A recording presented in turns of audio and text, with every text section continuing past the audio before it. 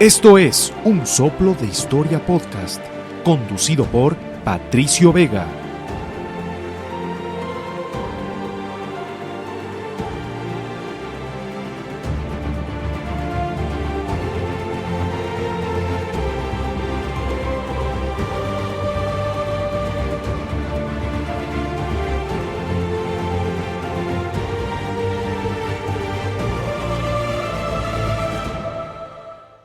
Amigas, amigos que nos escuchan en Un Soplo de Historia Podcast, estamos nuevamente en un nuevo episodio más. Y claro, estamos ya subidos en nuestra máquina del tiempo. Nos vamos a trasladar pues prácticamente al año 500 de nuestra era, incluso un poquito antes vamos a estar allí para conocer la historia de los Cañaris. Una cultura fantástica de lo que hoy es Ecuador, que tuvo un desarrollo bastante importante, principalmente en el austro ecuatoriano, y que se sabe por ciertas evidencias que se han encontrado, pues de que también se extendieron por algunas otras poblaciones o regiones del país. Los Cañaris tienen un papel, hay que decirlo, bastante importante en la historia, podría decirse, de Sudamérica, ¿no? En su distinto contacto y también evolución a lo largo del tiempo y el contacto que tuvo con distintos pueblos, en este caso los incas, después los españoles y por supuesto también las distintas ubicaciones y poblaciones locales, donde se dio pues un importante intercambio comercial, un desarrollo militar, un desarrollo cultural importante. Así que vamos a hablar de todo este legado que han dejado, sus personajes, distintos temas importantes. Antes de presentarles a nuestro invitado, que es un invitado de lujo para esta jornada, decirles que bueno, que nos sigan en nuestras plataformas, siempre su me gusta, su like, compartir las publicaciones que tenemos, nos van a ayudar mucho para crecer cada vez más. En Facebook estamos como Un Soplo de Historia Podcast, ahí ponen me gusta y pueden acceder a todo nuestro contenido. Si es que tienen Spotify, también en Un Soplo de Historia Podcast nos buscan y ahí van a encontrar todos nuestros capítulos para que los puedan escuchar en el momento que quieran, y también en la plataforma digital iVoox, ¿no? iVoox, que es única y exclusivamente para podcasting, y también, claro, como les decimos, en la página de Facebook. También estamos empezando a movernos un poquito en la página de YouTube. Bueno, ahora sí, vamos a presentar a nuestro invitado, como les anunciábamos, Alfonso Reynoso, que es un historiador de la provincia de Cañar, de la hermana provincia de Cañar, y vamos a conversar con él pues de toda la historia de los Cañaris, ¿no? Obviamente en razón al tiempo, pues ahí vamos a tener que ir dando pues los datos más importantes. Pero qué bueno, este programa, Alfonso, lo quería hacer yo hace mucho tiempo, y la verdad que contar con usted pues es un gusto y muy gratificante. Así que, Alfonso, bienvenido a los micrófonos de Un Soplo de Historia Podcast. Muy buenas tardes, realmente para mí es un honor poder estar en este espacio. Tenemos un amigo en común que es Mauricio Quiroz, con quien un saludo para Mauricio, sí.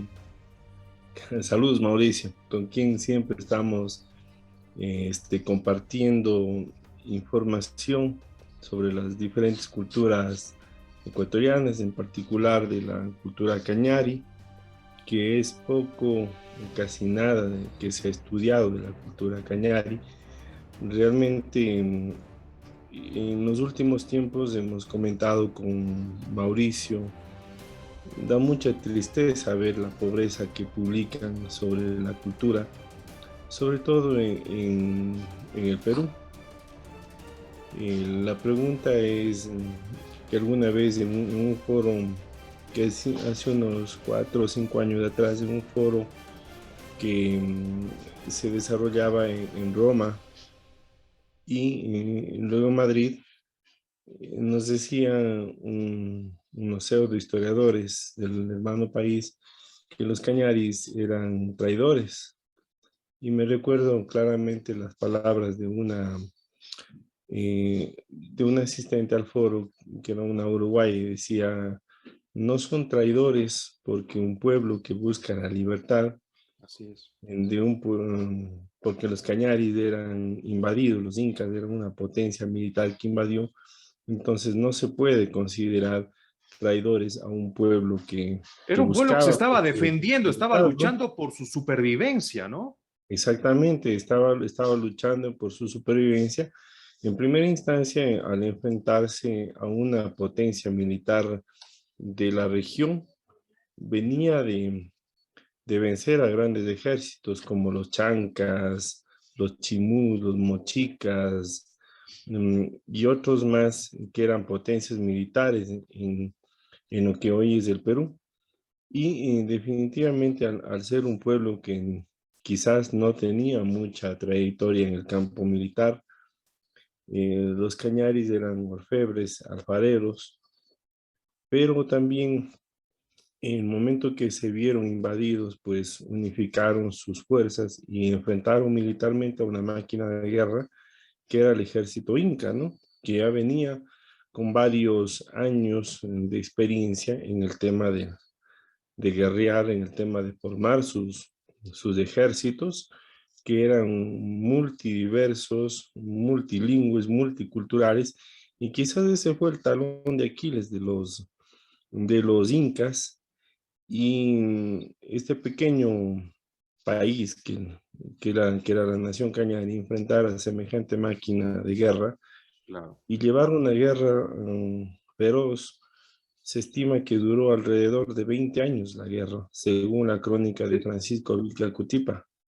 Es decir, de ahí, Alfonso, es que viene esta situación de que en los anales de historia aparecen los cañaris como grandes guerreros, porque si bien es cierto, usted dice que tenían esta tradición de alfareros, de desarrollar otra clase de actividades, en varios textos son reconocidos como grandes guerreros y grandes luchadores en materia bélica. Quizás es a raíz de esta cruenta batalla, de tan dura resistencia que se dio pues ante esta potencia enorme como fueron los incas. Sí, recuerde que a lo largo de la historia, en los cinco, perdón, en todos los continentes habitables, ¿no? Porque la Antártida no tiene Claro, presencia ahí. humana. Ha habido pequeños pueblos que han sido subestimados por potencias militares y miren los grandes reveses que les han dado, ¿no? Eh, por ejemplo, quizás el pueblo que más se nos viene a la memoria es el hebreo, el Mm. israelita, Siempre, el eterno menospreciado, ¿no? el eterno menospreciado y miren, Hasta hoy. Claro. se enfrentó a tres ejércitos árabes y los derrotó. Y a pesar de que no tenían quizás un poderío militar. El caso, mire, también de los afganos. La historia de Ah, los afganos con los diferentes grupos étnicos que tienen, los muyahidines, los talibanes y otros grupos más que forman o que tienen trayectoria guerrera, pero no quizás con un potencial bélico. A lo largo de la historia no se han sido sometidos ni por los griegos, ni por los así es. romanos, ni por los ingleses, ni por los norteamericanos, ni por los rusos. Entonces, alguien decía asimismo, en un conversatorio que teníamos, un amigo peruano decía, justamente con el tema de las guerras de Ecuador-Perú, con el tema del año 41, decía, enseñamos a nuestros cadetes a no subestimar a un ejército pequeño como es el ecuatoriano, por los reveses que nos ha dado. En este caso con los cañaris fue lo mismo. En Cajamarca, el historiador peruano don Manuel Portal Cabellos, a quien lo conocí cuando ejecutaba el proyecto de investigación, el Capañán, la historia de Cañar a través de un camino, que lo ejecuté porque gané los fondos concursables del Ministerio de Cultura en 2016-2017. Entonces, ¿qué implicaba? Un recorrido de conocer los ancestros de los cañaris y conocer a los descendientes de los cañaris. Igual, Alfonso, vamos a hablar de ese libro más adelante para un poquito Sí. darlo a conocer y ver dónde se puede encontrar, porque también nos parece muy interesante ese trabajo.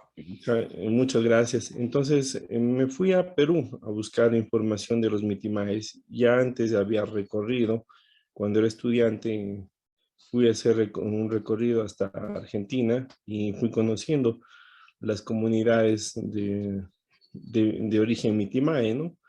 Y no solamente a los cañaris, sino chachapoyas, caranquis y otras etnias más de lo que hoy es el norte de Ecuador, excepto chachapoyas, que es de la Amazonía peruana, ¿no? Que fueron llevados hacia el sur, hacia lo que hoy es Perú, Bolivia, Chile, incluso Paraguay, y también poblados mitimaes que fueron traídos a lo que hoy es Ecuador y hasta San Juan de Pasto, en la actual Colombia.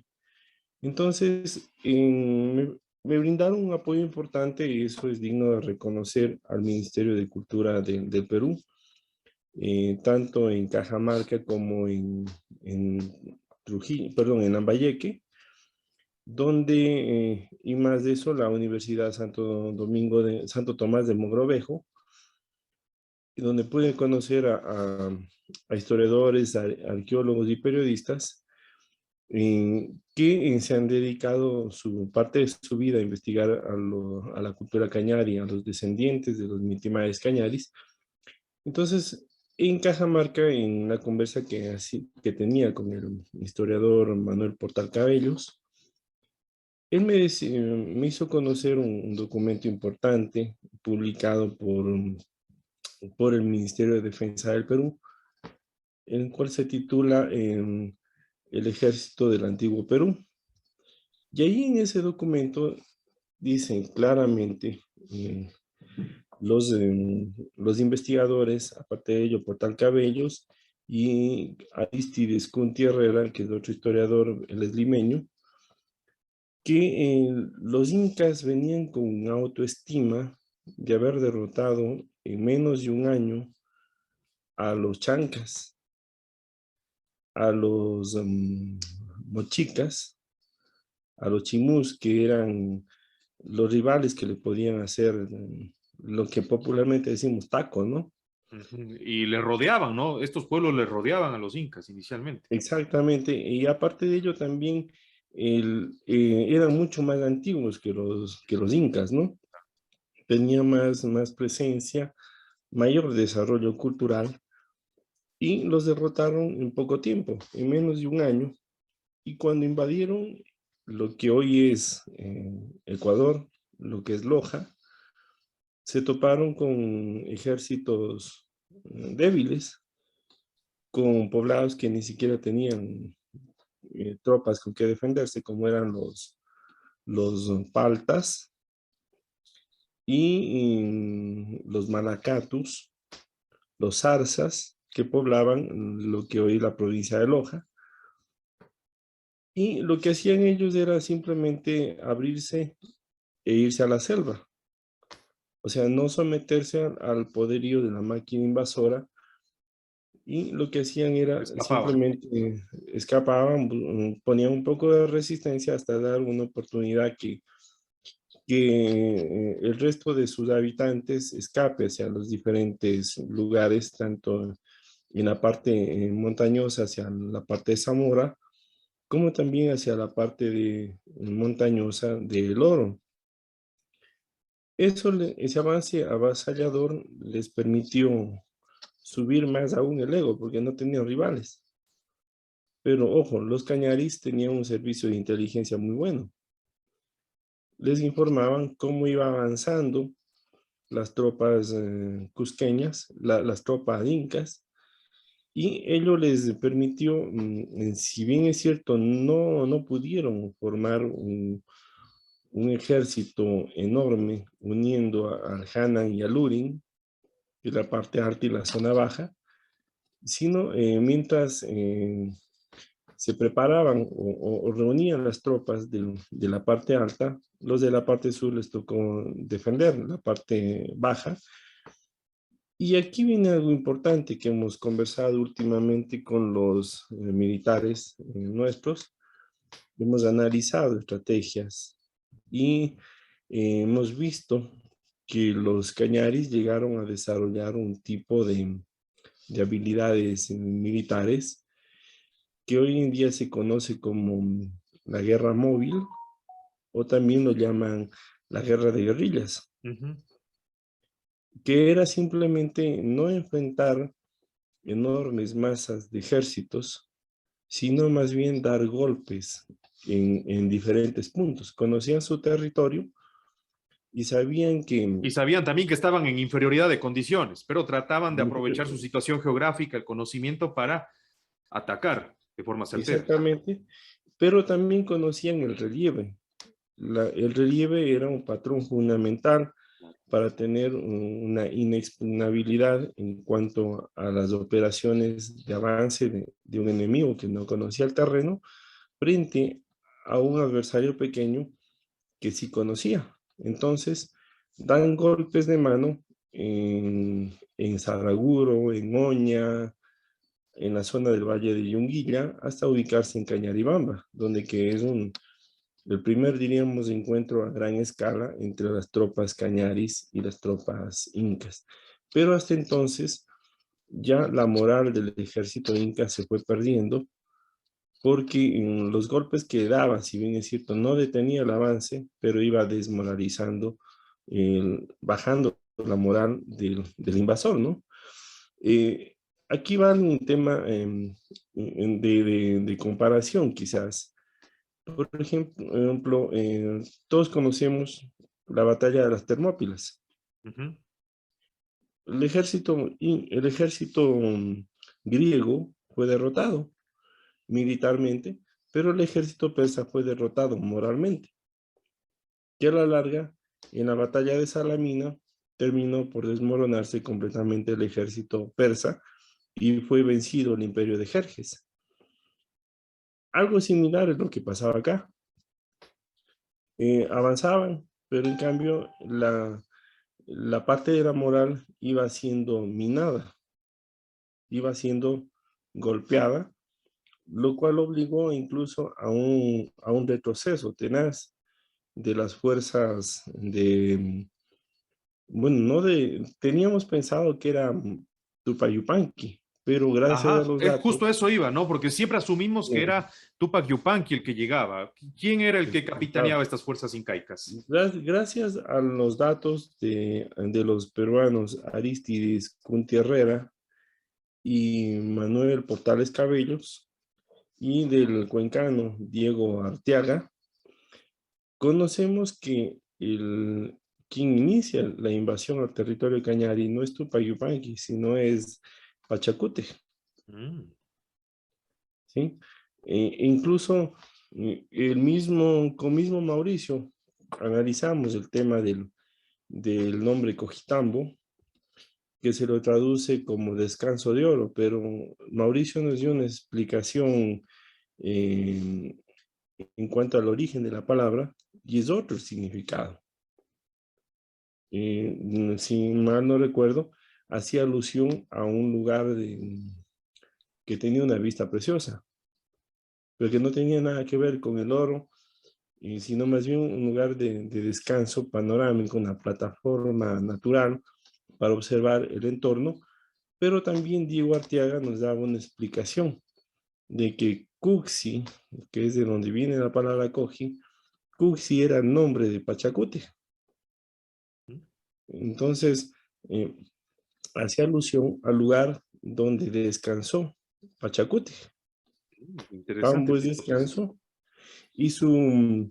y al ser su nombre Cuxi, obviamente le pusieron descanso de Cuxi, y de acuerdo a lo que dice Aristides Cuntierrera y Portales Cabellos, el lugar donde se hizo la alianza o el pacto o la suspensión de hostilidades, que se puede decir, entre las fuerzas incas con las fuerzas cañaris del cacique Duma, fue en un lugar cercano a Cojitambo.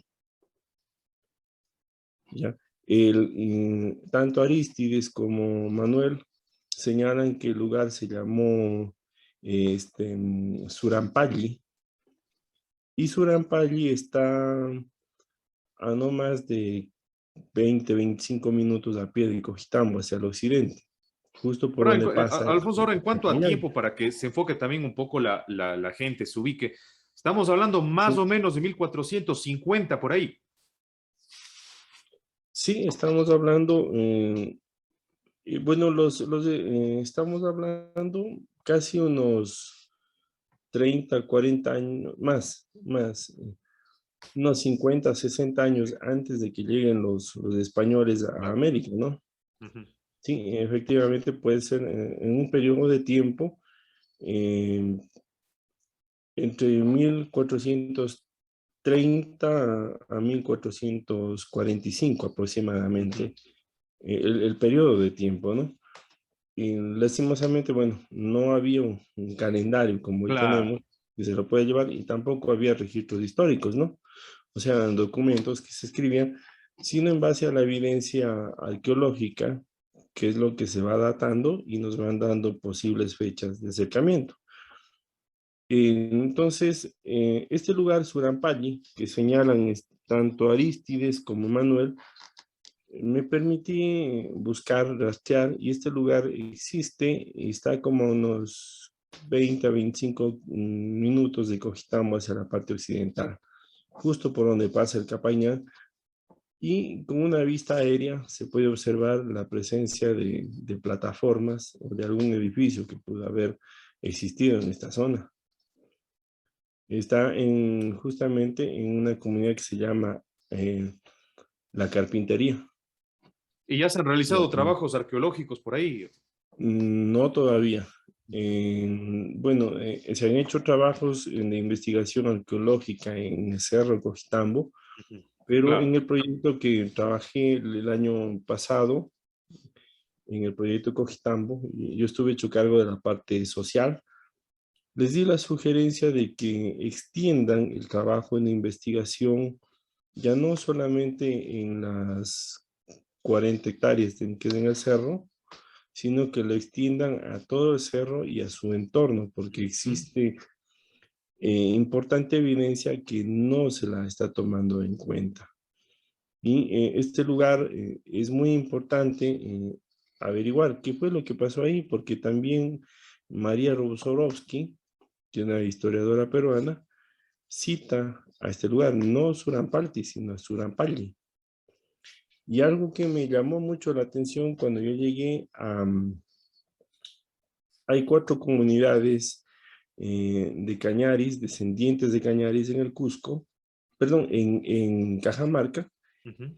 Y cuando llegué a estas comunidades, lo primero que me decían era, tú vienes del Ecuador. Y en la memoria de nuestros ancestros está que nosotros venimos de un lugar nuestros ancestros vinieron de un lugar que se llama Surampalli Ujú. y también de Tomebamba. Cuéntanos, ¿cómo es ese lugar?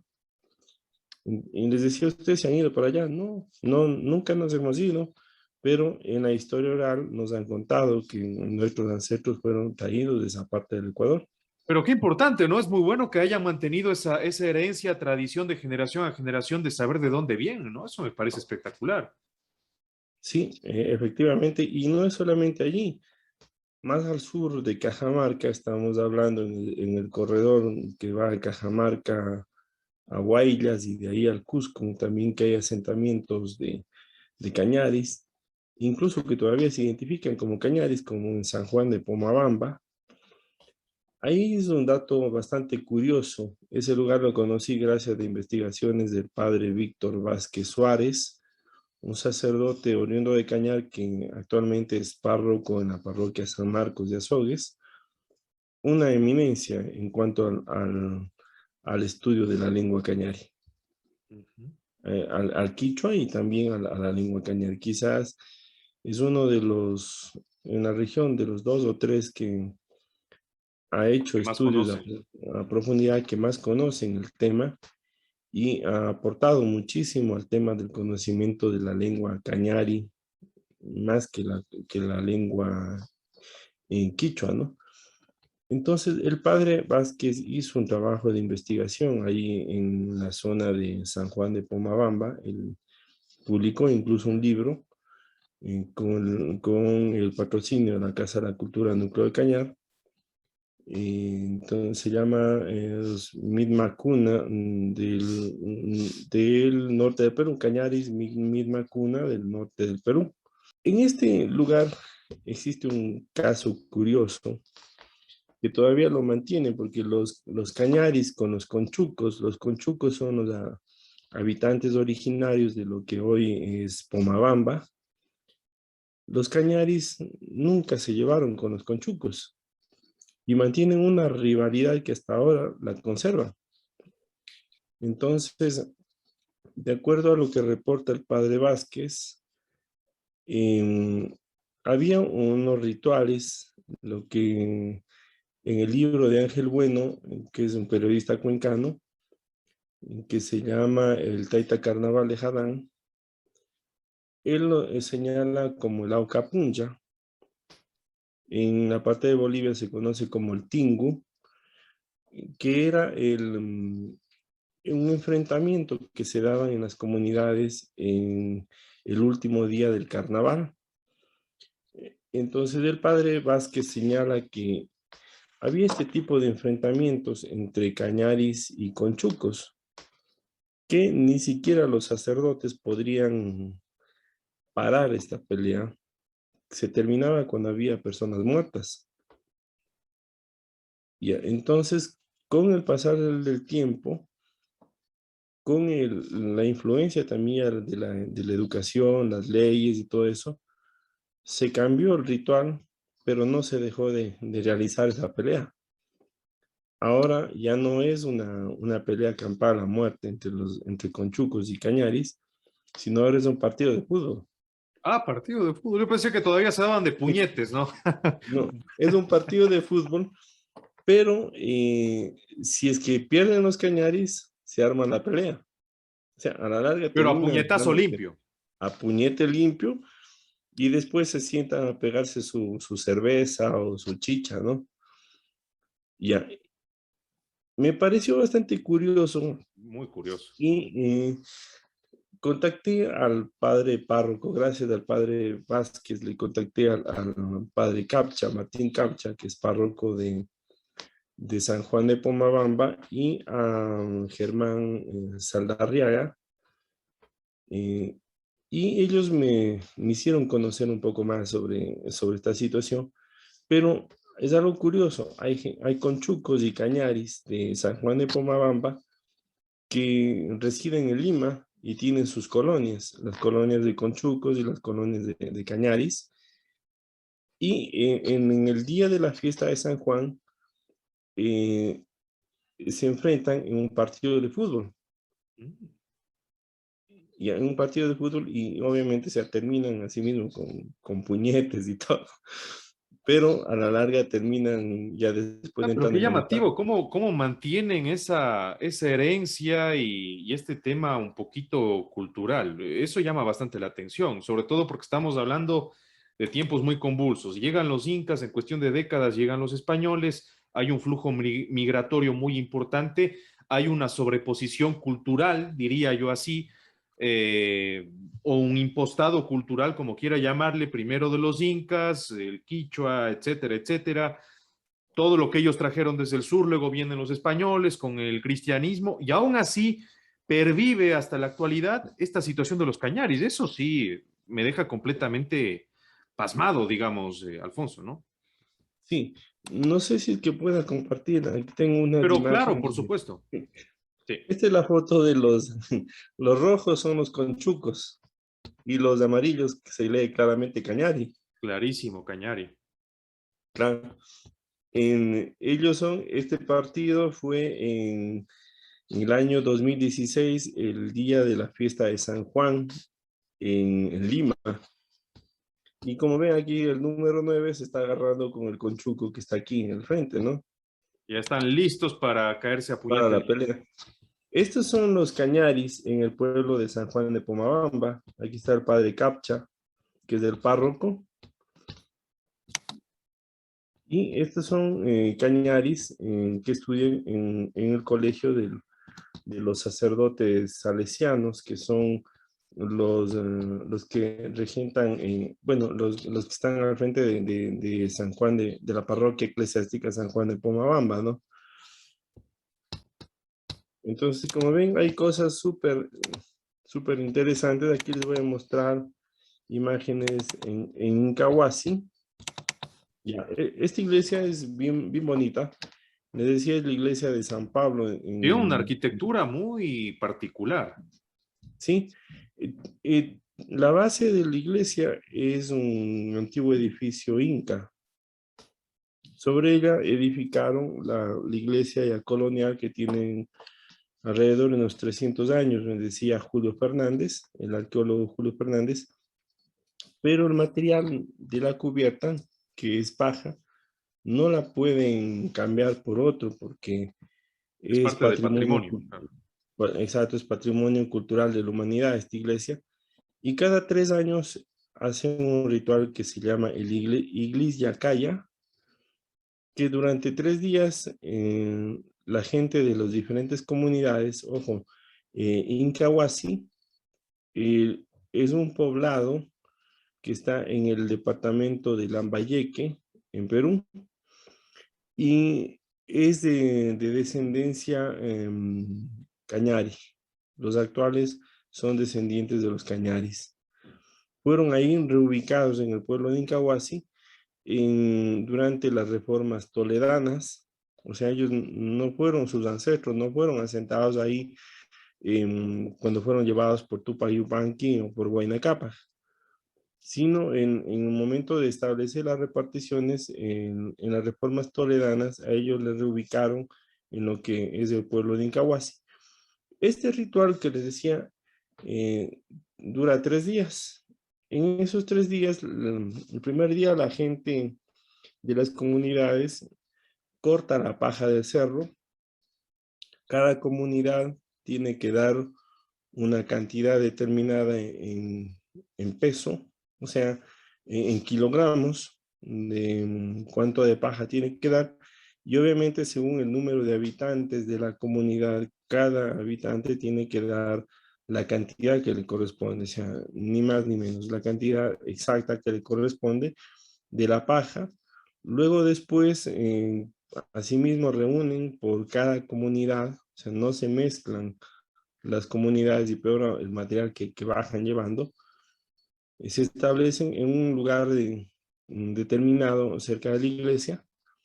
Ahí hacen el montón, hacen el pesaje, ven que se completa la cantidad y luego empieza el proceso de preparación de la paja para la cubierta. Preparan las sogas, preparan la paja suelta, van poniendo en orden y a su vez en el momento que les corresponde subir al techo, asimismo suben, cada parte del techo es distribuida para cada comunidad. Entonces, los comuneros que representan a sus comunidades y que suben al techo, que no es cualquiera, sino son personas que han sido formados desde niños para cumplir la tarea que les asignaron de romper la paja, la paja que ya está dañada, que está en el techo, de bajarla con el tino que corresponde y hacer los arreglos si es que hay palos o cruceros, o sea, el material que está bajo la paja que está podrido, le hacen la reparación y a su vez también con el mismo tino, las personas que son expertas en el manejo ya de la paja para ponerla como cubierta, suben al área de su comunidad asignada y proceden a colocar la paja. O sea, cada comunero tiene su especialidad. Unos preparan, saben cómo cortar la paja, otros cómo preparar la paja, porque no es que le traen la paja así como cortaron en el cerro y la ponen, sino le hacen un proceso hasta de chancado de la paja. O sea, tiene un Sí, tratamiento, no es que van y ponen ahí y listo. sí. Entonces, y le van cubriendo, por ejemplo, van clasificando para ir poniendo qué paja va en la parte baja, o sea, asentada sobre la madera, la que va en la capa media y la que va en la capa superior. Mientras que hay otra paja que escogen para elaborar las hoguillas, las sogas, y finalmente, asimismo, a la comunidad que le corresponda, nombran es como una especie de peluquero, y hace a su vez el papel de prioste, diríamos así. que le va cortando los filos de la paja. Bueno, ahorita esa imagen es con una paja vieja, ¿no? Pero lo que vi es que le van cortando, dejando la manera de un cerquillo y en línea recta. Y no es que le ponen una piola o algo que vaya recto, sino el que lo hace el corte es una persona que tiene experiencia, ya formación desde niño incluso, pero también debe tener una vida pulcra, una vida recta. Y bueno, si Para es que mantenga el político, buen pulso. sí, si es político no le paran bola. O No, sea, pues imagínense, va a ir chueco ahí con todo el corte, ¿no? Aparte. no, y es en serio, o sea, si está vinculado a la política ya no le paran bola, ¿no? Y me parece bien, Entonces, ¿no? Me parece muy bien. exacto. Entonces, cada puesto que van asignado para estos procesos se lo tienen que ganar. Entonces hacen un corte y terminan ese es al tercer día, la parte final, y terminan con una fiesta. Ya, ahora, en este sector, los Cañaris, en los sectores aledaños donde fueron ubicados sus ancestros, pasa el Capañán, y ahí cumplieron una función militar, función policial, militar, un control migratorio, diríamos así, o un control de aduanas, ¿no? Esas funciones, con la experiencia militar que adquirieron los Cañaris en los años de guerra con los incas, les permitió tomar ciertos estatus, o sea, y dentro del ejército al que fueron anexados y cumplieron funciones de tipo militar. Hubieron dos etnias que cumplieron esta labor a lo largo del Capañán, que va desde el río Juanambú en Colombia hasta la quebrada de Humahuaca en Argentina, que eran los chachapoyas y los cañaris. Los chachapoyas eran una etnia guerrera, pero los cañaris aprendieron a liderar a tal punto que los chachapoyas, que son ubicados en lugares claves del Capañán para hacer el control, están bajo el mando de comandantes cañaris. Es decir, los Cañaris rápidamente, porque ahí también iba la otra pregunta, Alfonso, era rápidamente por estas características que ellos tenían como pueblo, ascendieron en la escala inca o dentro de la jerarquía de los incas, pero ¿hasta qué punto? Ahí explíquenos un poco esa convivencia que existía o esa cotidianidad a altas escalas, a baja escala, que había entre cañares e incas ya una vez que el incanato pues se termina imponiendo. ¿Cómo era la vida ahí para los cañaris? Más allá del asunto de los mitimaes, que bueno, acá lo hemos estado viendo y hemos analizado muchísimo en estos minutos, pero también en estos otros aspectos, si nos puede contar. Perdón, esas también son niñas, ¿Sí? señoritas de Incahuasi, Cañaris, están en un centro educativo, ¿no? Ahora bien, el tema de los Cañaris es bastante importante porque la guerra no termina cuando hacen el pacto con Duma. La guerra con los Cañaris continúa. Duma se da cuenta que no puede seguir sosteniendo la guerra con los incas. Las tropas de Pachacutic se repliegan, algunos señalan hasta Cajamarca. Pudieron haberse replegado hasta Cajamarca, aunque yo pienso que no debieron haberse replegado tanto, porque si no Es demasiado en perdían, distancia, claro. es demasiado en distancia, y pudieron haberse ubicado hacia quizás un poquito más al sur de Loja, porque si no perdían todo lo que ellos habían invadido, ¿no? Claro, Daban tiempo a que las fuerzas cañaris se se reorganiza. reagrupen, se reorganicen y se alíen con otros pueblos y puedan defender su territorio, ¿no?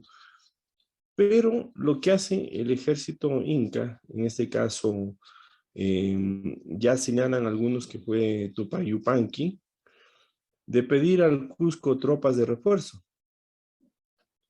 Ya no las tropas que inicialmente vinieron a enfrentarse a los cañaris no eran cusqueñas, eso hay que tenerlo claro. eran tropas de poblados del norte del actual Perú. Y lo que hacen pedir es que se envíen ya tropas netamente cusqueñas, o sea, incas, para poder enfrentar al ejército Cañari. Entonces, Duma, en una posición muy inteligente de un comandante, no es que se rinde, sino que hacen una tregua, pero mediante el cual se suspenden hostilidades y el ejército inca puede pasar, pero no establecerse. Sé que es muy diferente, ¿no? Ujú. Ya, obviamente, al poder pasar, nosotros nos damos cuenta que el avance inca en territorio cañari es lineal, no es abierto hacia los flancos. Se ve presencia inca desde Saraguro hasta Ingapirca y Achupallas, pero en sentido lineal. Pero hacia los flancos, hacia la parte oriental y hacia la parte occidental, es poca o nula la presencia inca. Desde, por ejemplo, desde Paute, o desde Pindilig hacia la parte oriental, ya no hay evidencia inca. Es decir, nunca Y estuvieron ahí prácticamente, o no pasa, no hay. no, no hay evidencia inca ya hacia esos sectores, ¿no? Y lo mismo pasa en la parte occidental. Por ejemplo, el último reducto, se podría decir, o el último lugar que se ve presencia inca en la zona de avance occidental en las FAI es hacia las zonas de Molleturo y en el Cañar hacia la zona de Chungomarca en General Morales. De ahí hacia la costa no hay ya mayor evidencia inca. Incluso hay un camino cañari en la parte alta de Biblián, justamente donde se generan las vertientes que van a formar la laguna donde nace el río Tomebamba. Ya, el camino se conoce como el camino de los contrabandistas, también lo conocemos como el nombre de Tunisacre. Ese camino, a decir de una arqueóloga norteamericana que vive en Cuenca, Lynch Hirkin, cuando le mostré fotos del camino me dijo, wow, esto no es Inca, esto es Cañari. Y es uno diríamos, lo que conversábamos con Lynch Hirkin, es de los pocos caminos cañaris que tienen calzada. Ujú, Es bastante curioso, ¿sí? Entonces, el avance es lineal, porque hay otra cosa. La guerra con los cañaris de la zona alta continuaron guerreando. Ya, incluso se repliegan las tropas cañaris que están bien al norte, en lo que hoy es el sur de Chimborazo. No se rinden, ellos se repliegan más hacia el norte con los puruáes y también se habla de presencia cañari en la batalla de Yaguarcocha. Ah, estuvieron hasta bien el norte, ¿no? Es decir, Sí, pero seguramente hubo no, algún cruce eh, tal vez hubo alguna evidencia de que tal vez se hayan aliado con Xiris, con otros pueblos de más al norte que también tuvieron pues algún enfrentamiento con los incas. sí, incluso de la resistencia de Pita se habla en que del establecimiento de las guerrillas de Pita son en su mayor parte soldados de la etnia Cañari. Que ya seguramente para ese momento estaban con un rodaje impresionante y ya sabían de memoria cómo peleaban los incas, ¿no? Y Los seguramente incas, compartieron ese exactamente, conocimiento. exactamente. Ahora también, no es que, o sea, del todo no eran desconocidos en el arte de la guerra, Ujú. porque también el armamento que hemos conocido, justamente hemos compartido con Mauricio Quiroz y un amigo en común que tenemos que es Eduardo Espinosa, al cual les sugiero también entrevistarle, Correcto. porque estamos justamente con Mauricio, le apoyamos a Eduardo en un proyecto de investigación que él está ejecutando para una publicación que el próximo año va a ver la luz, si todo va bien, que es sobre las armas, o sea, uniformes y armas del ejército nuestro desde el tiempo prehispánico. Espectacular, espectacular.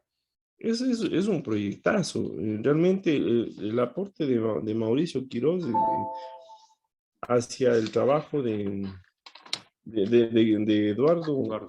es grandísimo, ¿no? Mauricio tiene más experiencia que yo en ese campo, sobre todo en el tema de los quitus y Así de es. las etnias de la costa, ¿no? Yo le apoyé a Eduardo en el tema de los cañaris.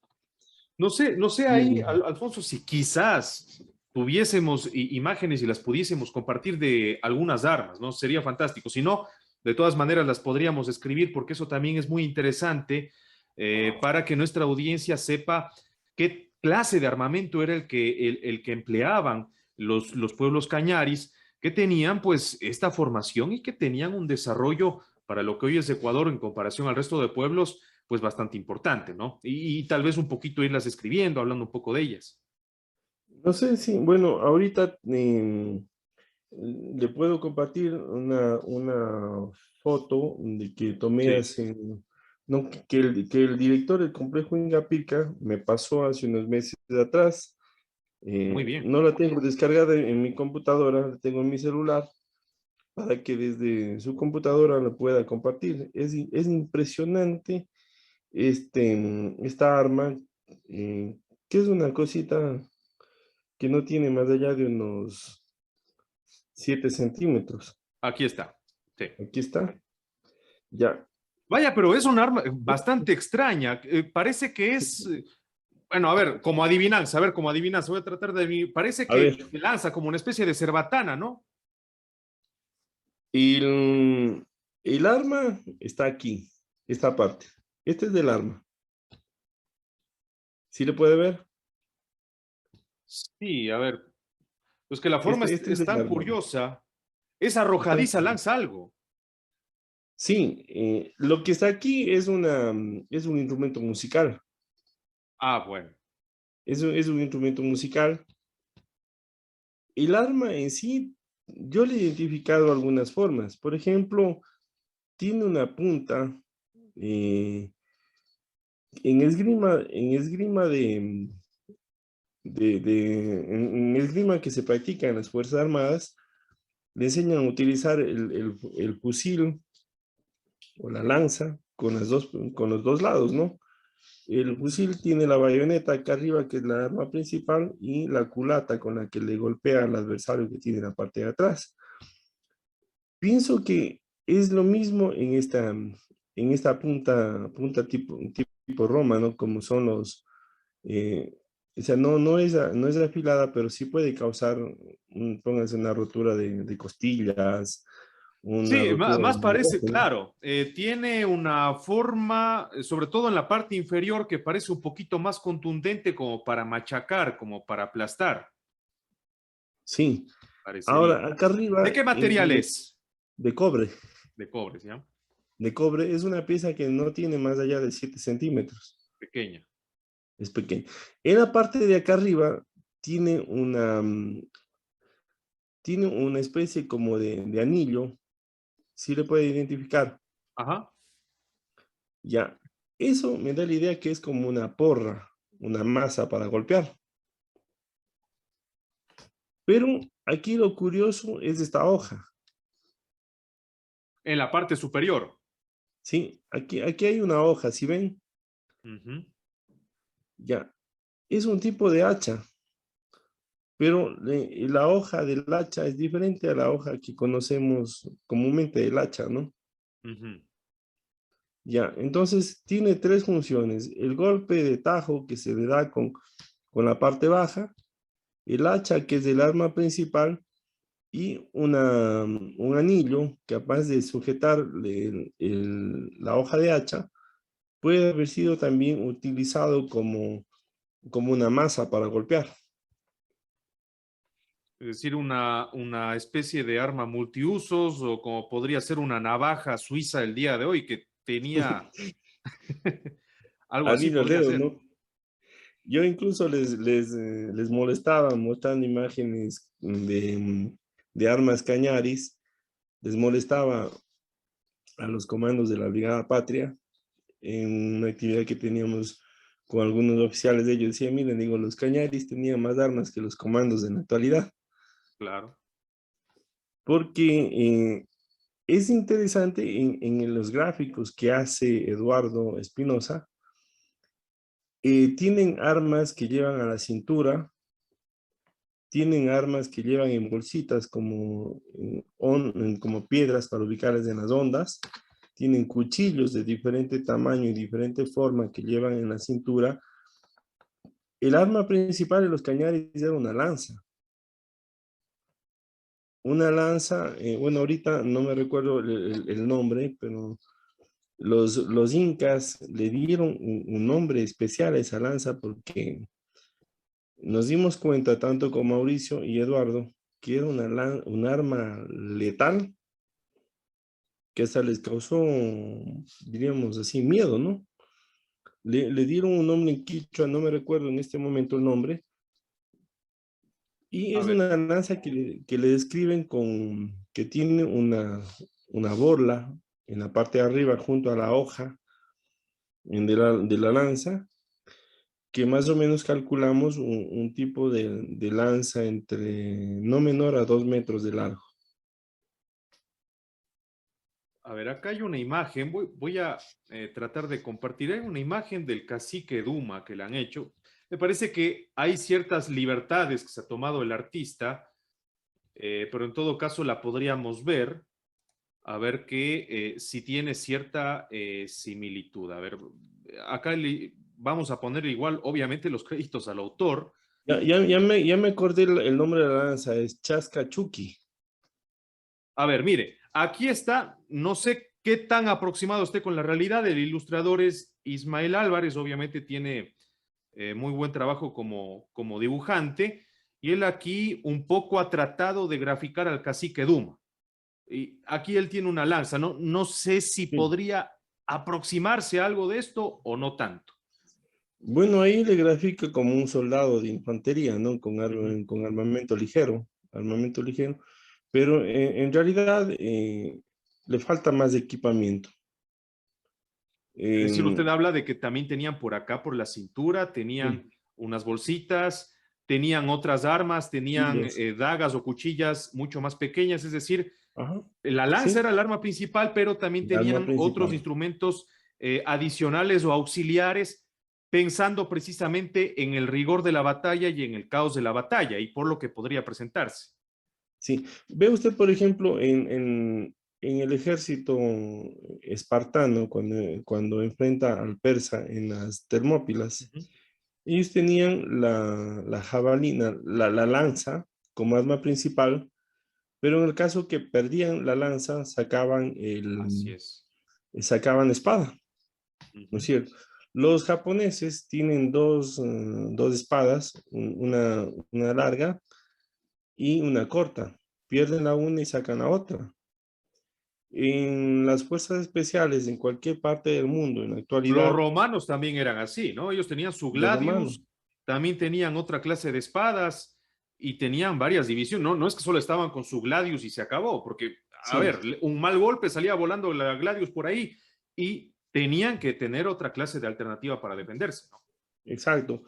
Por ejemplo, los comandos en las diferentes fuerzas armadas en la actualidad llevan su fusil, llevan la pistola, incluso llevan un segundo fusil, llevan diferentes armas. ¿Qué sucede si es que solamente se lleva una arma y se rompía o la perdía? Era Entonces hombre tenía, muerto, era hombre muerto. era hombre muerto, ¿no? Tenía que echar mano al arma secundaria o las armas secundarias o también armas para poder diezmar tropas a la distancia, como era en el caso, por ejemplo, de las boleadoras, que eran unas bolas de piedra que les amarraban como las ondas, más o menos. Y también había una especie de, es como un lanzadardos pequeño. Yo he visto este tipo de lanzadardos desde más o menos unos 20 centímetros hasta casi cerca de 1 metro de largo. Obviamente el alcance también era mayor, ¿no? Cuidaba de los guerreros griegos, tenía ahí en la punta de la lengua, eran los famosos hoplitas que utilizaban las lanzas y que eran muy conocidos en el mundo Sí, antiguo por su capacidad bélica, los hoplitas, ¿no? Que empleaban mucho la lanza. Sí. sí. Entonces, este lanzadardos, que les digo, bueno, una cosita que tenían en el borde del palo, tenían una cosita así, que era podían dar una forma humana o una forma de animal. Entonces, le cogían y le lanzaban en esta forma. Y el dardo podía volar desde, qué sé yo, unos 5 o 6 metros hasta unos 20, 30 metros, alcanzar Buen al alcance. adversario. Eduardo Espinosa también me hablaba de que en investigación que él había hecho, me parece que es de las culturas un poco ya de más al norte del actual Ecuador, que había una especie como de ballesta. E incluso me mostró la forma del arma. O sea, le da la idea que es una ballesta, ¿no? Obviamente hay una diferencia con el arma europea, pero la forma es casi idéntica. Ya, entonces tenían otras armas también para poder, no era solamente la lanza con la que ellos podían combatir. Em, Había en una de las culturas de la costa, había una arma que era similar a una espada, más o menos, en lo que ¿Y me de qué mostró materiales? Eduardo. ¿Estas armas cortopunzantes eran principalmente de cobre o se empleaban otra clase de aleaciones o algún otro material que no sea metálico? ¿Cuál era esa situación? Habían armas de piedra, habían armas también de metales, como el cobre, que era lo que más se utilizaba. Acá no había hierro. Uh -huh. Ya, había armas de metales preciosos, como el oro, la plata, pero obviamente eso Y armas ya no eran muy perdurables tampoco estas armas. no exactamente, pero ya de materiales como el oro o el cobre, o eran armas que utilizaban los comandantes o eran armas que utilizaban ya para ceremonias, ¿no? Ceremonias rituales, pero las más comunes eran armas de piedra, armas de madera como la chonta y armas de cobre. La lanza era de lo que conocemos, era un palo de chonta. La punta era de cobre, ya para el periodo de la guerra con los incas, y tenía unos hilos, y justamente le iba a mostrar en la parte de la toma anterior que me mostraba de la lanza, A ver, sí, vamos a unos tratar de hilos mostrar con de colores, hilos o borlas, colgaban unos hilos de colores. eh, y bueno, era de color rojo, según los documentos coloniales, o también en algunos casos señalan que eran borlas, borlas de color rojo. Ya, esos hilos, esas borlas, podían haber tenido una función de estabilizador en el caso de que vuele la lanza, o de pronto también para infundir miedo al adversario, ¿no? Sí, me parece, a ver, los chinos también empleaban una situación similar en armas de lanzas que ellos empleaban. Las utilizaban con unas telas o, bueno, unos hilos y ellos las empleaban, eso está documentado, para intimidar al rival, para un poco confundir con ese movimiento de estos hilos rojos mientras empleaba la lanza a toda velocidad. Es decir, los chinos lo hacían así y era para intimidar. Así que tenemos ahí un patrón común, ¿no? Interesante. Sí, y justamente he visto ese tipo de armas, tanto en los chinos como en los japoneses, que eran armas para intimidar. Ahora, la discusión que nos hemos centrado con Mauricio y con Eduardo era el tamaño del arma. Ya, acá no se utilizaba el caballo en las guerras andinas. Claro. Por lo tanto, no era un arma de caballería, era un arma de infantería. ¿Y hasta qué peso podía llevar un soldado un arma como la lanza? Y la chonta es una madera dura, pesada Es también. una madera dura y pesada, ¿no? Y entonces, hay una imagen, la voy a compartir Sí, ahorita, claro, claro, claro. que es la de los cañaris en el Cusco, el famoso, el famoso cuadro del Corpus Christi. ¿Sí la Sí, pueden apreciar? ahí se ve, sí. Es lo más cercano que podríamos decir, se puede conocer del arma principal de los cañaris. Estamos hablando hacia 1560 Sí, debe ser aproximadamente, por ahí. Sí. que se pinta este cuadro en el Cusco. El cacique que está aquí es Francisco Chilche, es el cacique Chilche, uno de los más nombrados en los documentos coloniales, o sea, Cañari más nombrado, ya. Él, bueno, él tiene otra, eso es como para decir, para otra conversa más amplia por la historia que tiene este curaca. Pero si ven aquí, todas estas personas que tienen este tocado blanco son cañaris, ya. Y vean el arma que porta. Es una lanza, ¿no Una es cierto? lanza. Pero es una Vean el lanza tamaño. que tranquilamente supera los 2 metros, ¿no? Sí, la de Chilche es bien Ahora, la de grande. Chicha es mucho más grande que su séquito que va atrás, obviamente. Exacto. De acuerdo a lo que dictan los documentos coloniales, dice que los cañaris no eran chiquitos.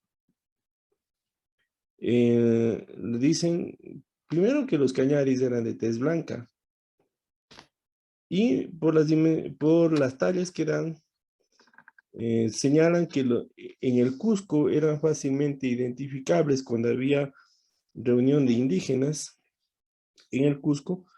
Primero, por el toque en la cabeza. Segundo, porque los cañaris eran de tez blanca. Y tercero, porque eran los más altos. Ujú. Y bueno, acá al menos, bueno, no sé si sería ya una situación del pintor o del artista, pero el señor acá que está con la Cruz de Santiago, con la capa negra, que está mirando de frente pues al cacique Cañari, se ve al menos Y un poquito aquí, más bajo en estatura, ¿no? el español. Sí, el español que está con la capa negra y la Cruz de Santiago. Sí, exactamente. Claro. Es más pequeño, se le nota, ¿no? Que Ujú. Francisco Chilche. Entonces, el arma tampoco era pequeña. Si vemos aquí, en este soldado Cañari, el arma le supera siquiera con unos 50 centímetros. Claro. Era El, era un arma, se le ve bastante fina, pero larga, larga. fina y larga, ¿no? Por lo tanto, debieron haber desarrollado técnicas de combate propias con la lanza. La forma de esgrimir la lanza, o sea, eran expertos en el manejo de la Ahora, este, lanza. este cuadro dice mucho, ¿no? Más allá del tema militar, se ve que Sí. también estos cañaris jugaron un rol de élite dentro de la sociedad incaica y bueno, también de transición a la sociedad colonial. ¿Ahí qué se puede contar en este sentido? Bueno, para resumirles en breves rasgos, para que se puedan dar cuenta la importancia que tuvieron los cañaris en la conquista y en la colonia. Bueno, tras finalizado las guerras de conquista y todo eso, en el caso de, por ejemplo, Chuquisaca, que está, donde está el actual departamento de Sucre en Bolivia, los cañaris fueron funcionarios públicos en Chuquisaca. En lo que son los asentamientos cañaris a lo largo del Perú, bueno, tanto de la actual Bolivia como de Perú, eh, por las reformas toledanas, los cañaris llegaron a tener un estatus, como por ejemplo, ellos no podían participar de acuerdo a las leyes emitidas, no podían ser llevados a las mitas. Ya, cumplían funciones administrativas, algunos eran empleados incluso de las autoridades coloniales. En el caso, por ejemplo, de La Paz, llegaron a ser guardias de la cárcel real en La Paz, pero también había otra cosa. Sus propios líderes eran los que más les masacraban a la gente común. Hay denuncias, hay juicios. Yo he publicado juicios de un juicio en Chuquisaca, un juicio en La Paz, donde sus propios curacas abusaban de la gente común, a pesar de que eran de la misma etnia. Y también he publicado juicios ya en los siguientes siglos, hablemos 17, 18 y 19, donde los principales líderes indígenas abusaban también de la gente que estaba dentro de sus comunidades, a pesar de que eran étnicamente de la misma etnia, ¿no? Ahora, Al menos Alfonso, hablando siglo XVI, porque ya en los siglos posteriores se van mezclando, ¿no? mire, esto que usted dice del dato del siglo XVI también desmitifica un poco este tema de que obviamente existieron los atropellos y todos sabemos de los conquistadores Sí. españoles, cómo no, pero también desmitifica un poco el hecho de que solo estos señores que venían de Europa eran los que abusaban, ¿no? Sino que también existían, pues, estos otros grupos que de alguna forma se beneficiaron por distintas alianzas, etcétera, a nivel militar, que a su propia gente también terminaron cometiendo, pues, ciertos atropellos, ¿no? Sí. Incluso el mismo Francisco Chilche es acusado. Estoy justamente revisando un libro que recientemente me llegó, que se llama Dos hechos en la vida de Francisco Chilche. El uno es que está vinculado al cuadro, y la Ajá. cabeza que viene acá, que es de Ah, un, mira que esta es de un cabecita. guerrero, es de un guerrero inca. Cuando hacia 1533, si la memoria no me falla, los españoles fueron sitiados por el ejército de Manco Inca en Lima y en el Cusco. Y quienes le salvaron los muebles a los españoles fueron los cañaris, tanto en Lima como en el Cusco. Y en el Cusco se da un caso de que un capitán inca reta a un duelo a muerte a Francisco Pizarro para poner fin al sitio. Pero dice en este libro que Pizarro no aceptó el duelo por el tamaño del guerrero inca, y quien aceptó el reto en vez de Pizarro fue Chilche. Mm. Los dos Ha sido todo un guerreros personaje, andinos, entonces, este señor Chilche, ¿no? ¿sí? Los dos guerreros andinos, tanto Chilche como el Inca, se enfrentaron en la plaza del Cusco con la lanza y con una segunda arma que era un cuchillo, pero iban completamente desnudos, o sea, no utilizaron ningún tipo de ropa, y la pelea era a muerte, en un combate intenso que duró un buen rato, hasta que Chilche le atravesó con su lanza al Inca. Y después de que lo atravesó, le cortó la cabeza. La cabeza le llevó y le entregó a Pizarro. Y es de esta cabeza que está aquí en la pintura. Es esta cabeza que está aquí en la pintura. Le entregó a Pizarro y se burlaba diciendo que los españoles, entre comillas, eran cobardes, que no se atrevieron a enfrentar a un soldado andino, ¿no? Entonces Pizarro, en gratificación a este hecho, en el momento que Chilche acepta ser bautizado, le pide que le pongan el nombre de Francisco, y su padrino de bautizo era Francisco Pizarro.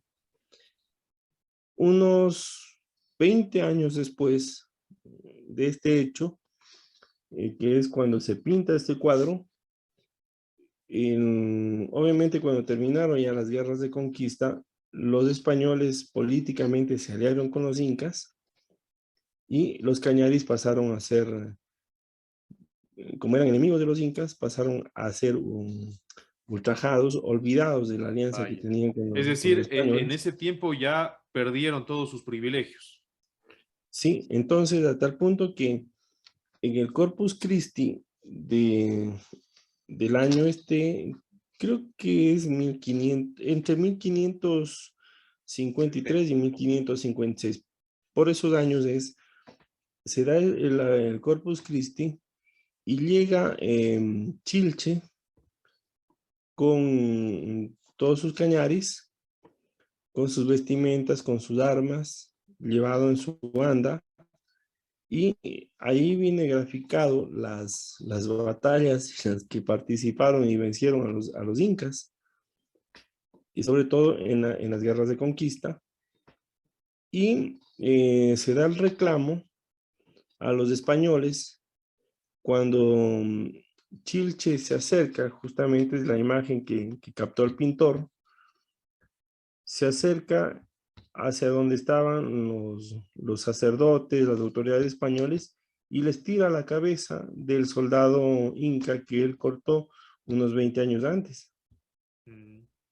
Y les recuerda que ese momento que ellos vivieron 20 años atrás, cuando estaban sitiados por el ejército inca. Luego después hay otro momento en que Chilche se convierte en opresor de sus cañaris. Cuando a Chilche le dan el valle de Yucay, la hacienda de Yucay, que era el valle de Yucay era el valle sagrado de los incas. Pero ahí Chilche, en cambio, se convierte en explotador de su propia gente. Pasa Sí. de héroe a villano. Villano. Entonces era todo un personaje, ¿no? Hay que estudiarlo un poco más. Sí, sí, sí. Personaje Parece muy ser interesante, con muchos matices. parece ser que Chilche no es nacido en tierras como Mitimaes, sino es llevado ya desde muy niño de lo que es Cañar y Azuay.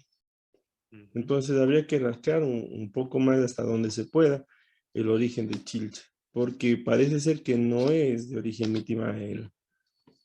Interesantísimo, Alfonso. Realmente esta reseña que hemos tenido de los cañaris. Sí, Aquí, y hay bueno, ya otra cosa también, Sí. de acuerdo a las leyes españolas, Carlos V otorga un reconocimiento a los cañaris de lo que hoy es en el sector de Juncal, en la provincia de Cañar, por su leal apego a la corona española. Y en el caso de los indígenas de Juncal, no solamente reciben de Carlos V, sino también reciben de Felipe VII. Porque hay un dato curioso, y eso quienes han contado la historia se han olvidado o no lo han contado bien. Eso sucede cuando se mete mucho en el tema de patriotas y lo ven a los Sí, otros sí, como sí, sí. los No, eso malos, es ¿no? horrible. Y ahora que está Sí, en mucho debate, peor todavía, ¿no? sí.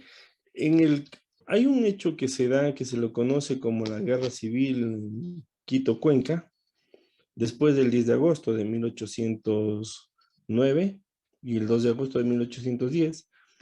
La capital de la Real Audiencia de Quito se establece en Cuenca.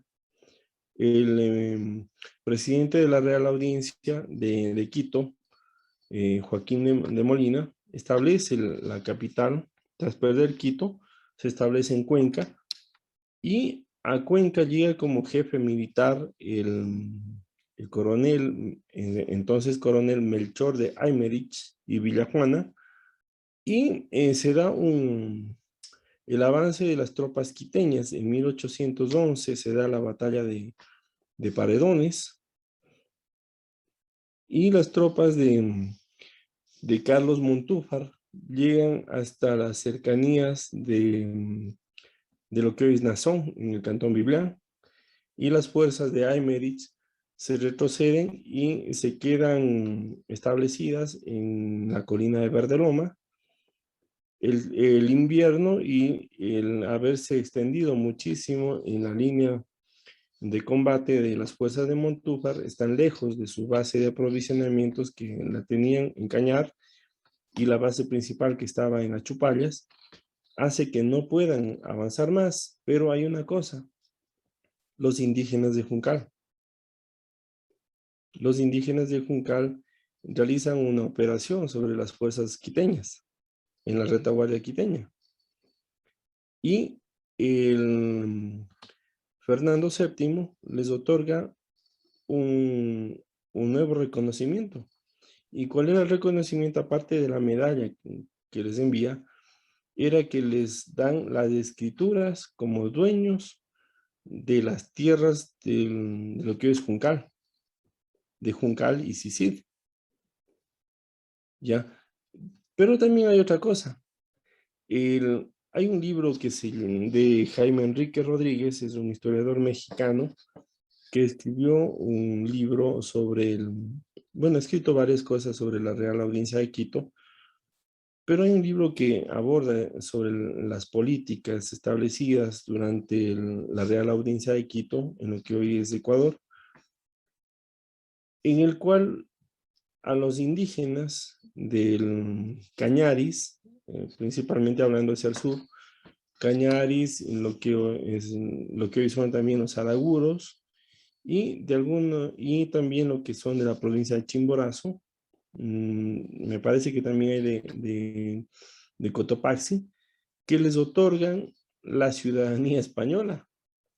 Pero también desde el inicio de la colonia, desde las leyes del virrey Toledo, los indígenas, al menos que pelearon junto con los españoles durante la conquista, aunque eran enemigos de los incas, que vieron en los españoles la posibilidad de liberarse de un invasor, y cayeron en manos de otro invasor. Así es, claro. Ellos pudieron llegar incluso a vincularse al ejército. Llegaron algunos hasta el rango de oficiales. En el mismo libro de Jaime Rodríguez, y es importante revisar este libro para entender lo que pasó en el proceso independentista en el sur. Recordará usted que siempre nos han dicho que la batalla de Verdeloma, el ejército de Cuenca peleó con palos y piedras contra unidades españolas, ¿no? Preparadas. Pero la realidad dista mucho de lo que nos han contado. En el ejército de Cuenca habían soldados que habían estado al servicio de la corona en el ejército, en el batallón de Cuenca, o en las tropas de Cuenca, establecidas en Pasto. Y Jaime Enrique Rodríguez nos da los nombres de esos soldados que pidieron la baja por regresar a su tierra, por estar mucho tiempo afuera, y hay 100 soldados indígenas cañaris, o de la actual provincia de Cañar. Aparte de ello, también hay soldados de lo que es la provincia de la Azuay, la actual provincia de la Azuay.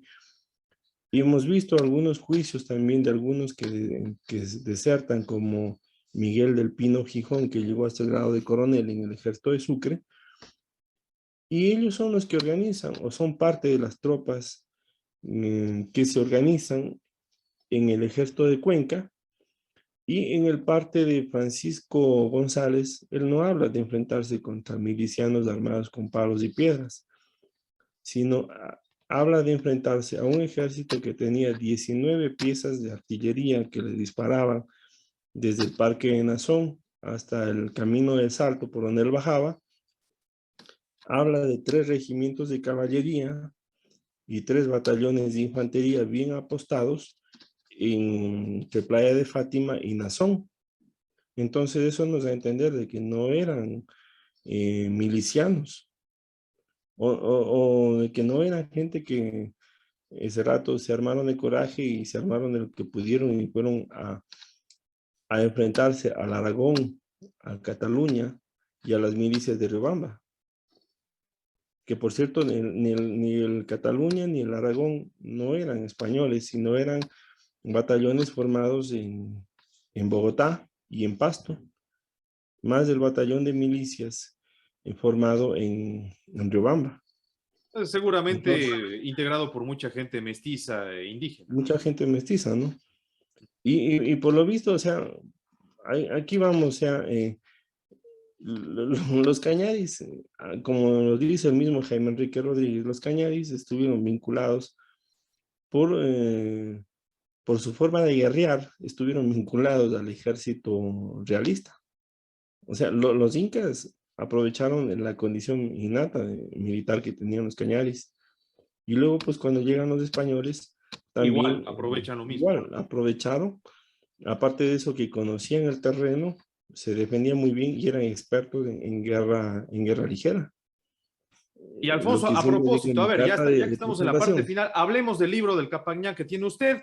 Cuéntenos un poco de qué va esta obra, dónde nuestra audiencia puede conseguir la publicación, todos estos detalles. Sí, Muchísimas verá, gracias. Sí. el libro se llama El Capañán, la historia del Cañar a través de un camino.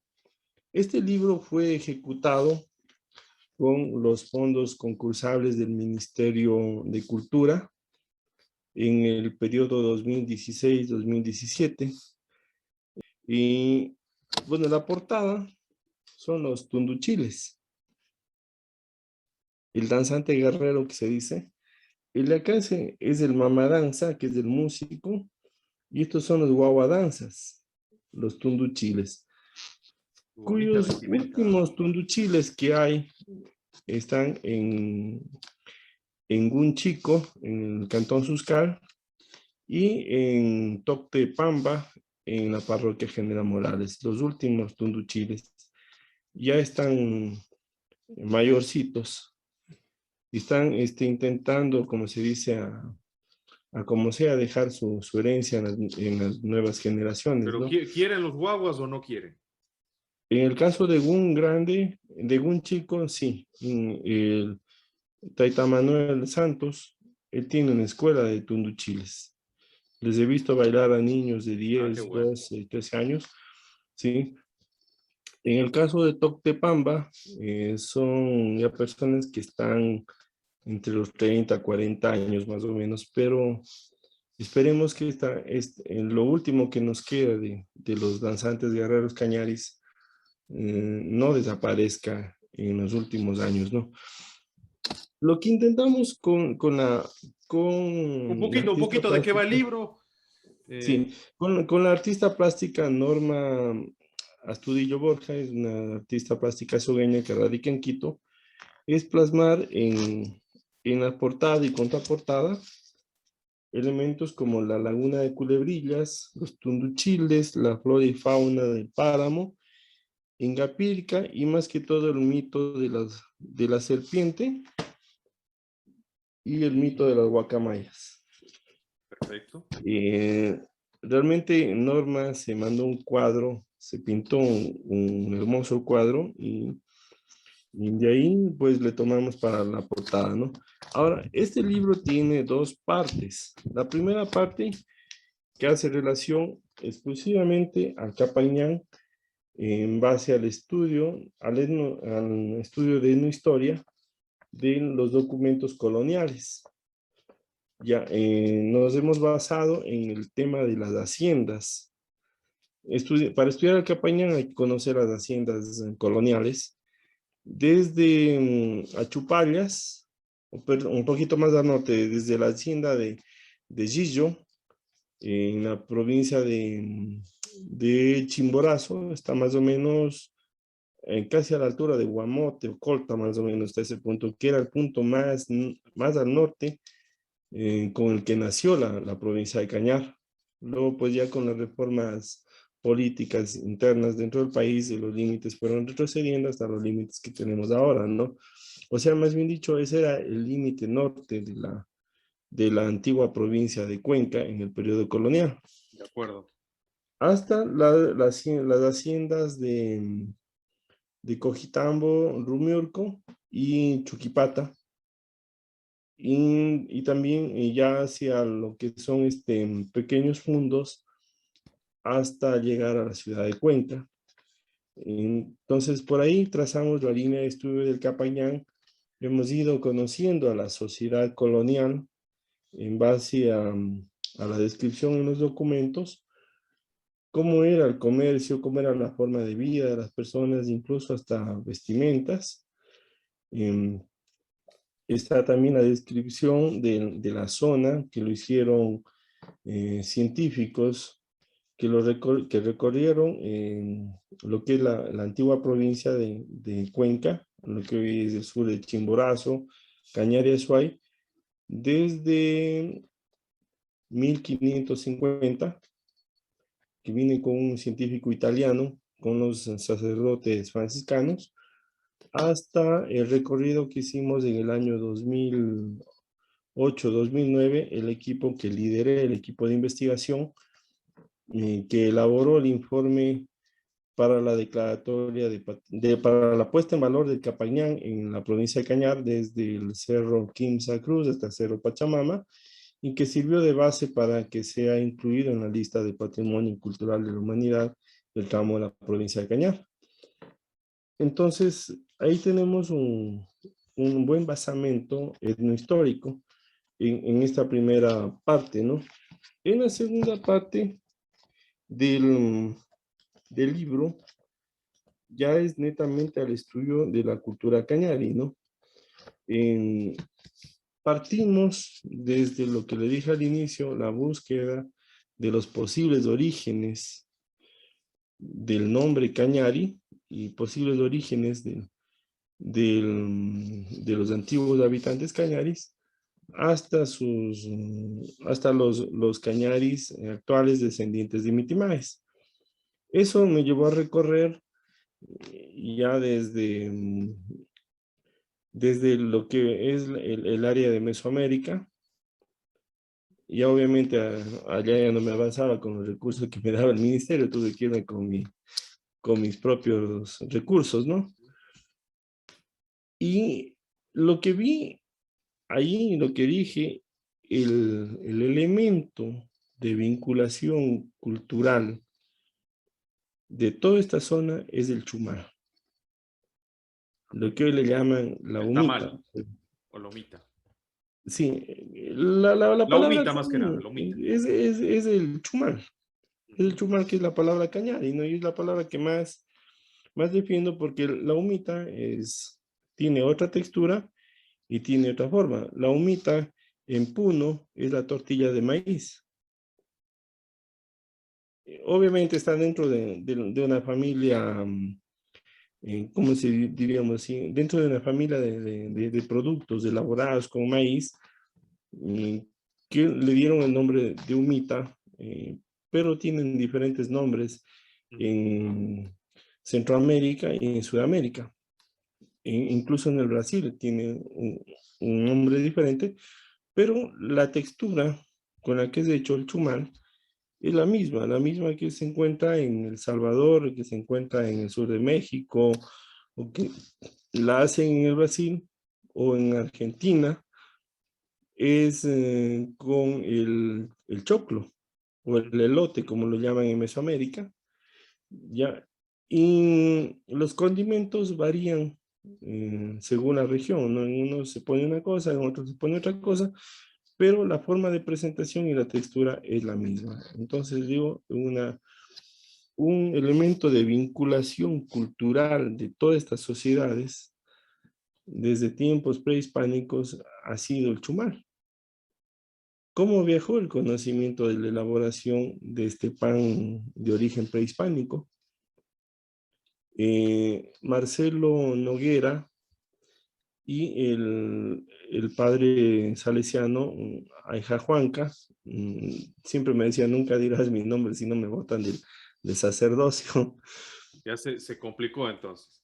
Claro, o sea, el nombre propio de él, porque el apodo es de Ayjahuanca, Ah, o sea, bien. el seudónimo, ya, ¿sí? Está protegido. Entonces, tiene bastante información sobre las culturas, que es interesante también leer lo que él publica, ¿no? Hablan, por ejemplo, de no una presencia, ¿cómo se dice? Eh, maya, algo que concordamos con Mauricio Quiroz, porque mucha gente dice el cañar viene de las lenguas mayas. Eso es un mito, o sea, de que la palabra cañar o cañari viene de la lengua maya, en la descomposición que le hicieron can, culebra y ara guacamaya. Ara no existe en la lengua maya, en los diccionarios que hemos revisado. La palabra can sí, pero es un mito. Y Aija Juanca y este Marcelo Noguera, que es un investigador de la provincia Morona de Santiago, también concuerdan lo mismo.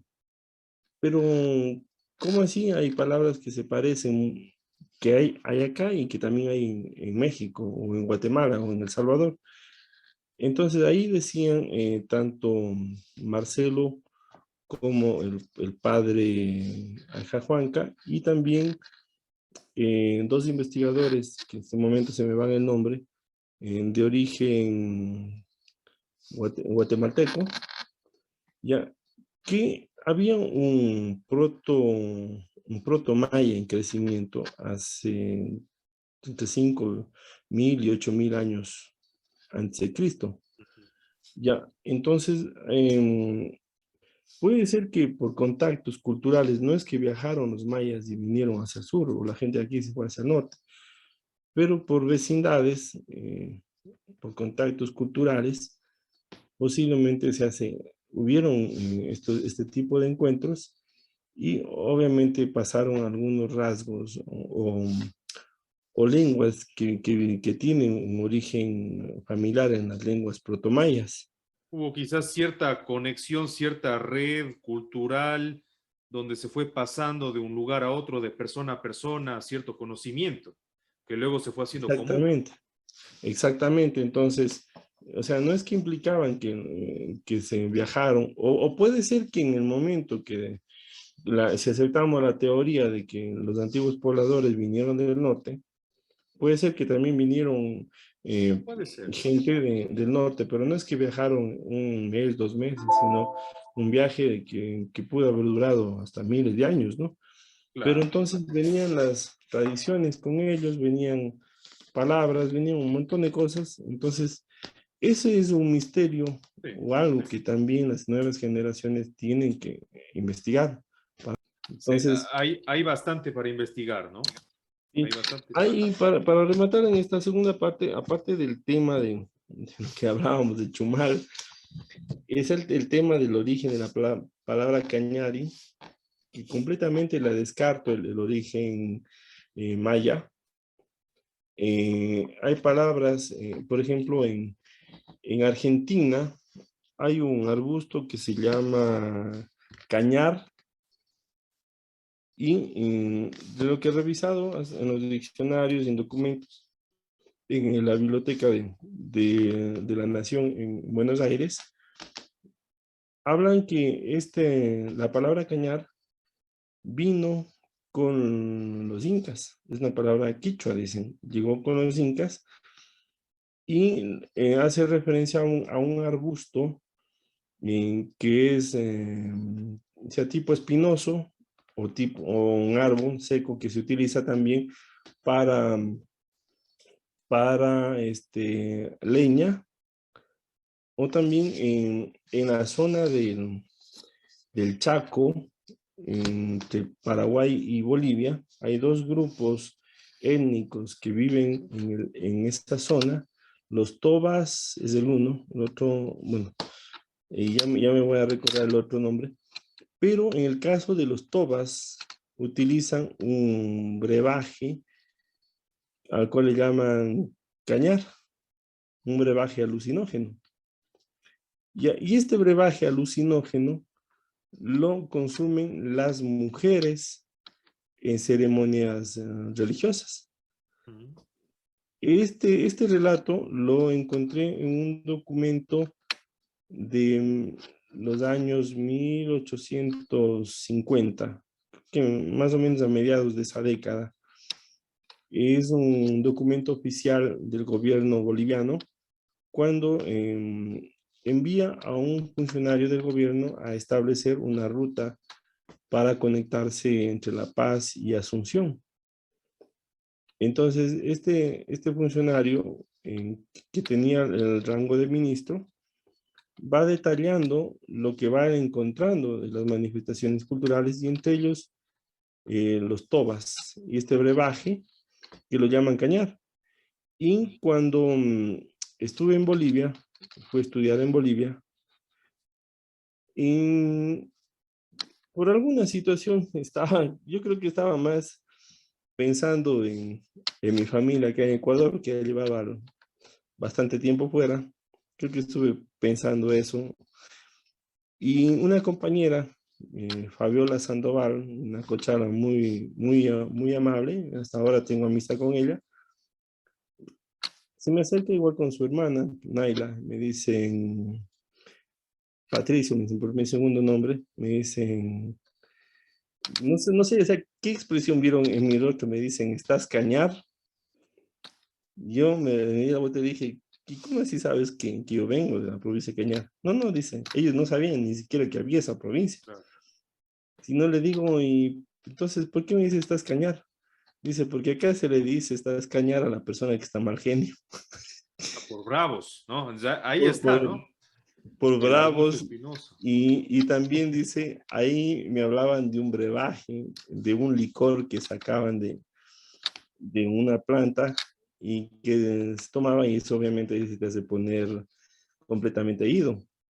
Entonces me nació esa inquietud, encontré en ese documento del gobierno boliviano, también hago alusión al monolito Cañari, y les voy a mostrar una foto del monolito. Y, Listo, ahí está. sí, y les voy a mandar ahorita otra foto más del monolito. Decían de la necesidad de que, urgente que tenemos que hacer para preservar este bien, ¿no? Porque ahí se lo puede compartir. Sí, por supuesto. A ver, Ya. De la necesidad ya no solamente de hacer un análisis, yo lo que le he hecho es un análisis de la pieza, de lo que he visto, pero ahí ya tenemos que vincular un equipo de arqueólogos y antropólogos para hacer un estudio profundo de la pieza, incluso hasta de artistas plásticos para ver trazos y una serie de cosas que cada profesional en su diferente rama puede ir apreciando y puede ir aportando para un conocimiento de la pieza, ¿no? Y lo curioso es que el monolito es tallado en granito. ¿Cómo lo tallaron? Si el granito es una de las piedras más duras y no había herramientas como de hierro. Sí sería importante, pero Alfonso, tener más o menos una idea de cuándo fue producido, ¿no? Al menos un Sí, aproximado. tenemos una idea de cuándo fue, pero lo que he dicho yo, necesitamos un análisis más científico Sí, de en radiocarbono, profundidad. claro. Radiocarbono y también rastrear a ver si sabemos que había dos piezas más junto a esta, pero que han sido robadas. Nos decía quién fue el custodio, ¿no? Ojalá podamos al menos localizar estas piezas y poder ver en conjunto. Bueno, y aquí claramente está la guacamaya representada, ¿no? Pero aquí está el buche, en la parte de abajo. Ujú. ¿Sí ven? Ahí Sí, está el buche. sí, sí, por supuesto. Ajá. Vemos el pelo y la cara no es de mujer, Se ve de un hombre, rasgos es de un hombre. masculinos. Y es el dato curioso que el tunduchil tiene la misma forma de la cara de la guacamaya.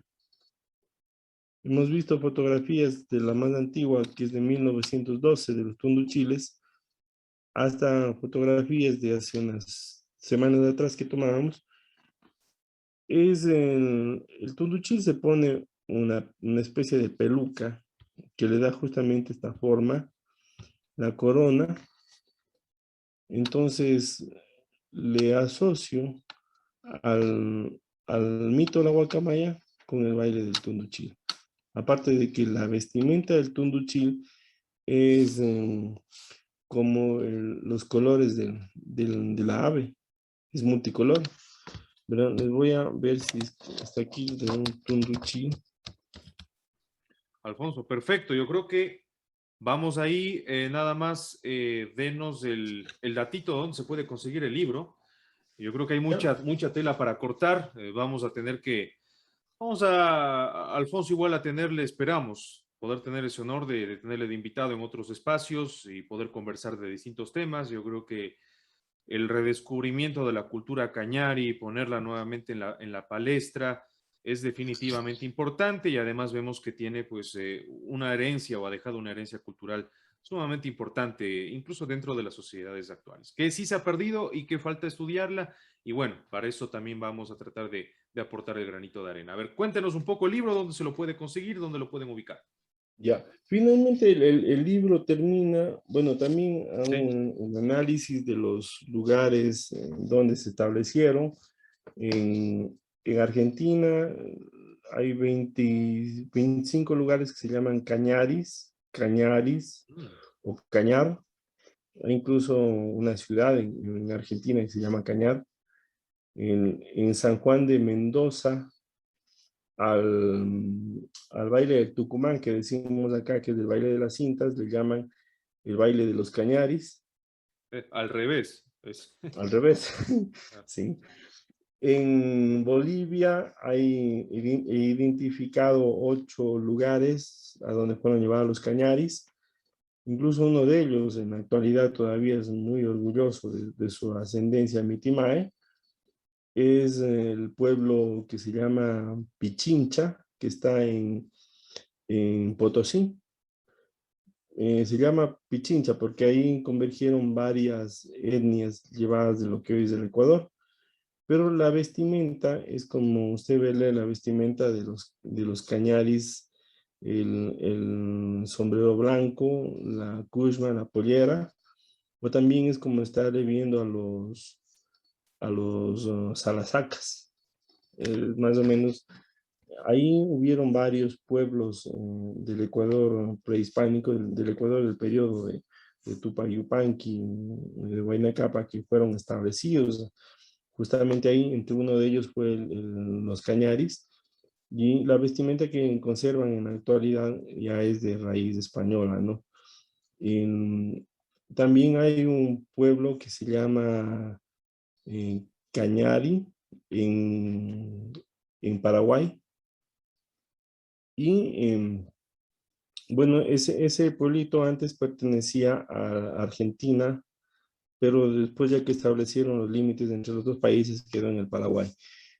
En Perú hay 24 asentamientos que se conocen como Cañar o Cañari, y ellos sí ya bien documentados de que son de origen mitimae. En el Ecuador tenemos asentamientos cañaris en Angamarca y en las cercanías de La Tacunga, en la provincia del Cotopaxi. Tenemos asentamientos cañaris en Santa Clara de Millán, en Quito, en el Quinche también, y hacia el norte, en la zona de San Juan de Pasto, también que fue establecido un grupo Mitimae Cañari hacia allá. Más o menos entre lo que es el norte de Ecuador y San Juan de Pasto, hay 8 asentamientos de origen Mitimae Cañari. Y finalmente el libro lo remato con las guerras de la independencia, con lo que se hizo acá en el sur en temas de la guerra civil. Pues las guerras de la independencia fueron una guerra civil, algo que en el norte completamente lo desconocen. Incluso en el mes de mayo hubo un foro al que fue invitado, organizado por las escuelas militares, perdón, por los institutos de historia militares y de la policía. Entonces tuve la gentileza, bueno, el señor general Federico Mera de la Policía Nacional tuvo la gentileza de invitarme, y ahí justamente debatimos con el coronel Juan Sánchez, del director del Centro de Estudios Históricos del Ejército, sobre el tema de la campaña de Sucre y el tema de lo que pasó en el proceso independentista en el sur. Juan justamente hablaba de ese tema, pero hacían lo que hicieron en la película de Guayaquil a Quito, y se olvidaron de lo que pasó en el sur.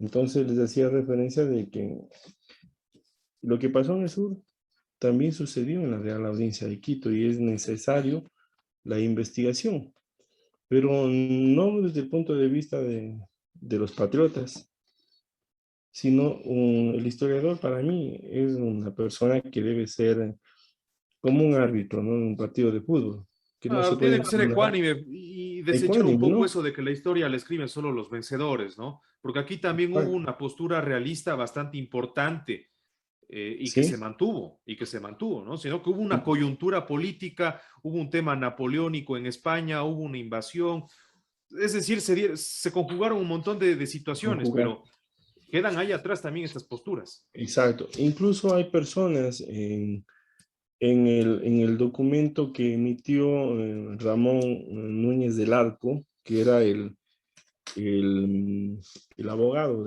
de la Real Audiencia de Quito, donde quería conocer los realistas que habían en el país, o sea, en lo que era la Real Audiencia de Quito, a la corona española, y la gran mayoría de ellos eran originarios de la provincia de Cuenca. Francisco Núñez del Arco, en su libro Quito fue España, incluso da a conocer el nombre de 3 personas, 2 azogueños y un cañarejo, que combatieron en la batalla de Pichincha bajo el mando del entonces ya mariscal Melchor de Aymerich, y que ellos nunca aceptaron la independencia y murieron como realistas, aunque en su propia tierra, ¿no? Entonces, eso lo doy a conocer. Ahora, el libro, ¿dónde se lo puede encontrar? Bueno, lo he donado a bibliotecas. Obviamente, al ser un material producido por el Ministerio de Cultura, imprimimos con la intención de hacer el lanzamiento protocolar, como hay que hacerlo, ¿no? Pero con unos pocos ejemplares para donar a bibliotecas. Lo hicimos a la Biblioteca Municipal de Azogues, a la Biblioteca de la Casa de la Cultura también en Azogues. Unos ejemplares se llevó el ministerio también para repartirlo a nivel nacional, y también enviamos a la Biblioteca de Pumapungo a través de la Dirección Zonal del Ministerio de Cultura, pero más bien la obra fue pensada para llevarla en esto, Ah, digital. Pero sí, es que ahora la digital. tendencia va por ahí. Sí, sí. Sí, entonces se les pasa la obra en digital, pero si quieren imprimirla, pues obviamente le mandamos con el diseño de las portadas y todo eso. Entonces, si quieren imprimirlo, pues lo imprimen y lo ponen la portadita, ¿no? Pero si quieren tenerlo en digitalmente, también es una forma ¿De moderna dónde se como nos puede descargar ocupamos. la versión digital? No, me dicen a mí, Ah, perfecto. yo les doy. Obviamente el libro tiene un costo, ¿no? Un costo significativo. Es de $10 y me escriben o me llaman y yo les paso, ¿no? Y también hay un documental, un video que lo hicimos. Muy bien. Alfonso Reynoso estuvo con nosotros en Un Soplo de Historia. Le agradecemos por su compañía. Nos dio pues toda una cátedra sobre los Cañaris. Esperamos que en una próxima ocasión pues también se pueda conversar. Y también felicitarle por esta obra que se ha realizado. Muchísimas gracias a todos. Esto ha sido todo. Hasta una próxima. Listo, Alfonso Che.